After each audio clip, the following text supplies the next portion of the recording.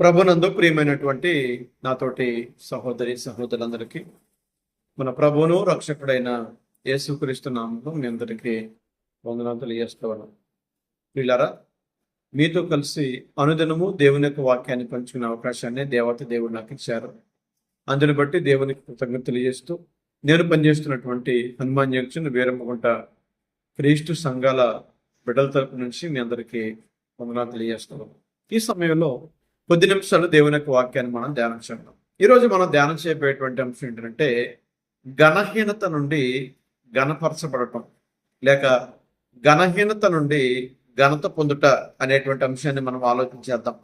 నాతో ప్రియమైన దేని పెట్టారా, ఘనహీనత అంటే ఈ లోక సంబంధమైనటువంటి ధ్యానస్థితి, ఈ లోక సంబంధమైనటువంటి హీనమైనటువంటి స్థితి ఘనహీనత. ఈ లోకంలో ఘనంగా ఎంచబడేటువంటి వ్యక్తి ఎవరంటే అన్ని సమృద్ధిగా ఉన్నవారు, అన్ని కలిపి కలిగి ఉన్నవారు. నాతో ప్రియమైన పెట్టారా, ఘనహీనమైనటువంటి స్థితిలో ఉన్నటువంటి నీవు ఘనమైన వ్యక్తిగా దేవుడు మార్చడానికి సిద్ధంగా ఉన్నారు. నీ ఆలోచన బాగుంటే, నీ భక్తి జీవితం బాగుంటే, నీ యథార్థత బాగుంటే, నువ్వు ఆయనకి నచ్చినట్లయితే, నీ నమ్మకం సంపూర్ణమైనదైతే ఘనహీనమైనటువంటి స్థితిలో నుండి ఘనమైనటువంటి స్థితిలోనికి దేవుడు తీసుకొస్తారు. హెబ్రీ పత్రిక 11వ అధ్యాయం 6వ వచనంలో అంటారు కదా, విశ్వాసం లేకుండా దేవునికి ఇష్టం అసాధ్యము, దేవుని ఎద్దకు వచ్చేవాడు ఆయన ఉన్నాడని, తను వెదుకువానికి ఫలము దయచేవాడని నమ్మవలను కదా. నీ నమ్మకం అనేది సరిగా ఉన్నట్లయితే, నీ నమ్మకం అనేటువంటి పరిపూర్ణత అయినట్లయితే, నీ నమ్మకం అనేటువంటి లోపం లేనిదైతే ఖచ్చితంగా దేవుడు నీకు ఫలము దయచేస్తాడు. ఆ ఫలం ఏంటంటే ఘనహీనతలో ఉన్నటువంటి నిన్ను ఘనపరుస్తాడు. బైబిల్ గ్రంథంలో కొన్ని ప్రాముఖ్యమైనటువంటి విషయాలు, కొన్ని ప్రాముఖ్యమైన వ్యక్తుల గురించి మనం ఆలోచించేద్దాం. వారు కూడా ఘనహీనమైనటువంటి స్థితిలో నుంచి ఘనపరచబడినట్లుగా మనం చూస్తూ ఉన్నాం. మొదటగా మనం ఆలోచన చేసినట్లయితే గొర్రెలు కాసుకునేటువంటి దావీదు గారి గురించి మనం ఆలోచించేద్దాం. దావీదు యొక్క స్థితి ఏంటంటే మనందరికీ తెలుసు. దావీదు గొర్రెల కాపరి, మందలు మేపేవాడు. చాలినటువంటి బ్రతుకు, సరిగా ఆహారం ఉండేది కాదు, సరైన వస్తువులు ఉండేవి కాదు, సరైన వస్త్రాలు ఉండేవి కాదు, సరైన భోజనం ఉండేది కాదు. ఎవరు ఆలన పాలన పట్టించుకోలేనటువంటి స్థితి. ఆ స్థితిలో ఉన్నటువంటి దావీదుని దేవుడు ఎంత గణపరిచాడంటే, దావీదు దేవుడు గణపరచక ముందు దావీదు యొక్క స్థితి ఎలా ఉందంటే, ప్రతి సందర్భంలో కూడా దేవునికి ప్రార్థన చేయడం, తన నోటి ద్వారా ఎల్లప్పుడూ దేవునికి స్తుతియాగం చేయడం, ఈ రెండు పనులే దావీదు ఎప్పుడు కూడా సమృద్ధిగా చేసేవాడు. మరి ఈరోజు నీ స్థితిని దేవుడు మార్చాలంటే, నీ పరిస్థితులను దేవుడు మార్చాలంటే దేవునికి స్తుతియాగం చేస్తున్నావా? దేవునికి ప్రార్థించే వ్యక్తిగా నువ్వు ఉంటున్నావా? దేవుని గొప్ప చేసే వ్యక్తిగా నువ్వు ఉంటున్నావా? దేవుని గణపరిచే వ్యక్తిగా నువ్వు ఉంటున్నావా? నిన్ను గణపరచాలంటే దేవుని నువ్వు గణపరచాలి కదా. నిన్ను స్థిరపరచాలంటే దేవుణ్ణి నువ్వు మహిమపరచాలి కదా. ఒకసారి దావీదు గారి గురించి మనం ఆలోచించేద్దాం. కీర్తన గ్రంథము 78వ కీర్తన 70వ వచనం దగ్గర నుంచి 72వ వచనం వరకు మనం ఆలోచించేద్దామండి. గొర్రెల దొడ్ల నుండి అతన్ని పిలిపించను, నిజమే. ఘనహీనమైనటువంటి స్థితిలో నుంచి దేవుడు ఘనపరచబడ్డానికి పిలిచాడు. నిన్ను కూడా దేవుడు అలాగే పిలుస్తాడు. ఒకవేళ ప్రస్తుతం నీ స్థితి ఘనహీనంగా ఉన్నట్లయితే, ప్రస్తుతం నీ స్థితి లోక సంబంధంగా హీనమైన స్థితిలో ఉన్నట్లయితే, ప్రస్తుతం నువ్వు ఆర్థిక సమస్యలతో, ప్రస్తుతం నువ్వు అనారోగ్య సమస్యలతో, కుటుంబ సమస్యలతో నువ్వు బాధపడుతూ వ్యాధులు గురవుతున్నట్లయితే, నిన్ను ఘనపరచబడ్డానికి, నిన్ను స్థిరపరచడానికి దేవుడు నిన్ను కూడా పిలుస్తాడు. ఆయన మాటల చేత నిన్ను పిలవాలేనంటే నువ్వు ఆయనకి ఇష్టడుగా మారాలి. నువ్వు ఆయనకి ఎప్పుడు ఇష్టడుగా మారతావంటే, ఆయనకి ప్రార్థన చేసినప్పుడు, ఆయన గొప్ప చేసినప్పుడు, ఆయనకు కృతజ్ఞతాస్తుతులు తెలియజేసినప్పుడు, ఆయన నామాన్ని మహింపరిచినప్పుడు మాత్రమే సాధ్యపడుతుంది.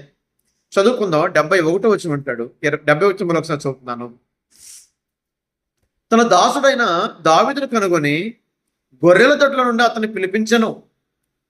పాడి గొర్రెలను వెంబడించటం మాన్పించి తన ప్రజలైన యాకోబును తన స్వాస్యమైన ఇశ్రాయేలు మేపుటకై ఆయన అతన్ని రప్పించెను. ఏమండి, పాడి గొర్రెలు మేపేటువంటి దావీదుని పాడి గొర్రెలు మేపడం మానేసి దేవుని ప్రజలను మేపగలిగేటువంటి స్థితికి దేవుడు పిలిచాడట. వారిని మేపడానికి దేవుడు రక్షించాడట. 72 వచనం అంటాడు, అతడు యథార్థ హృదయుడై వారిని పాలించెను. దావీదు యొక్క పాలన ఎలా ఉందంటే యథార్థ హృదయం కలిగిన వాడై ఉన్నాడు. యథార్థ హృదయం కలిగిన వాడే. దేవుడు ఏ ఉద్దేశం చేతనైతే దావీదుని దేవుడు పిలిచాడో ఆ ఉద్దేశానుసారంగా దావీదు నడుచుకున్నాడు. యథార్థమైనటువంటి పాలన చేశాడు. అందుకనే అపోస్తుల కార్యములు అంటాడు కదా, దావీదు నా హృదయానుసారుడైన మనుషుడు అంటాడు. మరి నువ్వు దేవుని హృదయానుసారుడైనటువంటి మనుషుడుగానా? నీ జీవితం యథార్థంగానే ఉందా? నీ భక్తి జీవితం దేవునికి అనుకూలంగానే ఉందా? ఆలోచన చేయండి. అలా అనుకూలంగా ఉంటేనే ఘనహీనమైన నీ స్థితిని దేవుడు ఘనపరుస్తాడు. అది గుర్తుపెట్టుకోండి. 72 వచనం, అతడు యథార్థ హృదయుడే వారిని పాలించను, కార్యములు యందు నేర్పరి అయి వారిని నడిపించను. కార్యములందు నేర్పరి, దైవికమైన కార్యములందు నేర్పరితనం ఉండాలి. దేవునికి సమయాన్ని సద్వినియోగం చేసుకోవడంలో నీ కార్యాలు నేర్పరి ఉండాలి. దేవుని కార్యాల కోసం నీ ధనాన్ని హెచ్చించడంలో, దేవుని కార్యాల కోసం నీ సమయాన్ని హెచ్చించడంలో, దేవుని కార్యాల కోసము నీ కష్టాన్ని హెచ్చించడంలో కూడా నేర్పరితనం ఉండాలి. అలా ఎప్పుడైతే నేర్పరితనం ఉంటుందో కుటుంబాన్ని కూడా చక్కగా నువ్వు పాలించగలుగుతావు. కనుక చక్కటి నేర్పరితనంతో ఇశ్రాయేలుని పాలించినట్లుగా మనం చూస్తా ఉన్నాం దావీదు గారు. అందుకనే దావీదుని దేవుడు ఘనహీనమైనటువంటి స్థితిలో ఉంచి ఘనమైన స్థితికి దేవుడు దావీదుని తీసుకొచ్చాడు. రెండవదిగా మనం చూసినట్లయితే యోసేపు గురించి మనం ఆలోచన చేసినట్లయితే ఆదికాండం 39వ అధ్యాయంలో యోసేపు గారు మనకు కనపడతారు. యోసేపు గారి స్థితి కూడా అదే మనకి. యోసేపు గారు అయితే సొంత అన్నదమ్ములే యోసేపు గారు అంటే అసూయపడ్డారు. యోసేపు గారి మీద పగబట్టారు. తనకంటే తన తండ్రి తన తమ్ముడిని ఎక్కువ ప్రేమిస్తున్నాడని అన్నదమ్ములందరూ కూడా యోసేపు మీద పగబట్టారు. చంపేద్దామని తీర్మానం చేసుకున్నారు. తర్వాత చంపడం ఎందుకు, అమ్మేద్దామని అమ్మేశారు. అమ్మబడినటువంటి యోసేపుని ఒక ఆయన కొనుక్కున్నాడు. ఒక ఆయన కొనుక్కుని వేరే ఆయనకి అమ్మాడు. అక్కడ ఆయన దాసుడిగా చేరాడు, లేక పనివాడిగా చేరాడు, బానిసగా చేరాడు. అంటే బానిస బ్రతుకులు ఎలా ఉంటాయో తెలుసు కదండి. ఎట్టుసాగర్ చేయాలి అంటే బానిసగా వెళ్ళినటువంటి యోసేపుని దేవుడు ఐగుప్తుగా ప్రదానం చేశాడు. ఎంత గొప్ప విషయం అండి అది. ఒక బానిసని, ఒక దాసుడిని ప్రదానం చేయగలిగిన వాడు దేవుడే.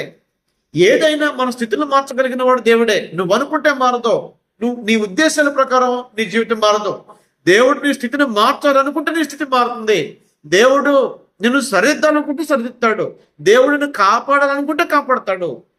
గుర్తుపెట్టుకోండి, ఆయన ఉద్దేశాలు నీ పట్ల చక్కగా ఉండాలంటే నీ ప్రవర్తన చక్కగా ఉండాలి. ఆయన క్రియలు నీ పట్ల సంపూర్ణంగా జరిగించాలంటే నువ్వు దేవునికి నచ్చే వ్యక్తిగా నువ్వు ఉండాలి. యోసేపు గారు అలా ఉన్నాడు కనుకనే, తన యథార్థం నిలుపుకున్నాడు కనుకనే, పాపం చేసే సమయాన్ని కూడా పాపానికి దూరంగా పారిపోయాడు కనుకనే యోసేపుని దేవుడు ఘనహీనమైన స్థితిలో ఉంచి ఘనమైన స్థితికి దేవుడు మార్చాడు. ఆదికాండము 41వ అధ్యాయము 39వ వచనం దగ్గర నుంచి మనం చూసినట్లయితే, ఆదికాండము 41వ అధ్యాయము 39వ వచనం దగ్గర నుంచి మనం చదువుకుందామండి. మరియు ఫరో దేవుడిదంతా నీకు తెలియపరచును కనుక నీ వలె వివేక జ్ఞానం గలవాడెవరూ లేరు. నీవు నా ఇంటికి అధికారమై ఉండవలనని నా ప్రజలందరూ నీకు విధేయులయుందురు. సింహాసన విషయంలో మాత్రమే నేను నీకంటే పైవాడిన యుందునని యోసేపుతో చెప్పాను.